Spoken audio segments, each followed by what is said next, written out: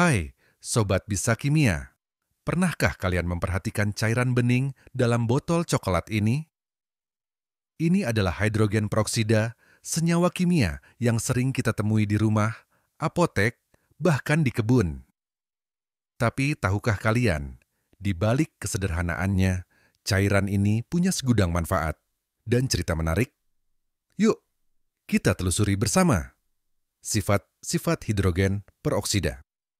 Hidrogen peroksida H2O2 adalah senyawa sederhana terdiri dari 2 atom hidrogen dan 2 atom oksigen. Cairannya bening, tidak berwarna, dan terasa sedikit licin. Tapi jangan salah, ia punya sifat unik, oksidator kuat.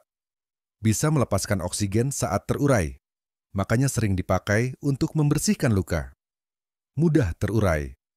Saat terkena panas, cahaya, atau kotoran, ia pecah jadi air, H2O, dan oksigen, O2.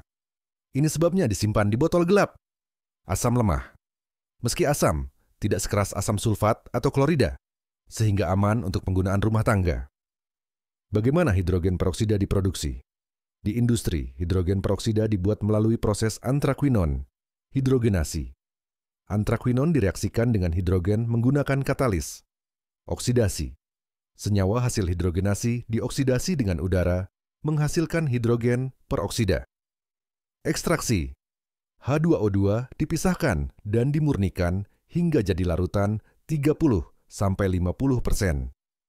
Nah, versi yang kita pakai di rumah biasanya hanya 3%, dicampur air agar aman digunakan.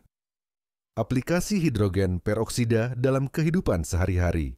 Inilah mengapa hidrogen peroksida wajib ada di rumahmu. Pertama, kesehatan dan pertolongan. Pertama, sebagai disinfeksi luka, yaitu membunuh bakteri di luka kecil. Efek berbuihnya bantu angkat kotoran. Obat kumur alami, encerkan dahulu.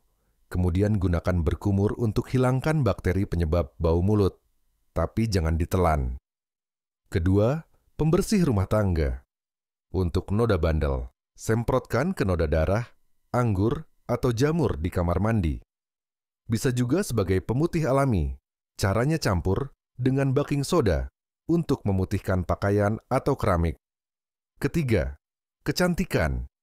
Sebagai pemutih gigi. Opsi alami untuk mengurangi noda gigi.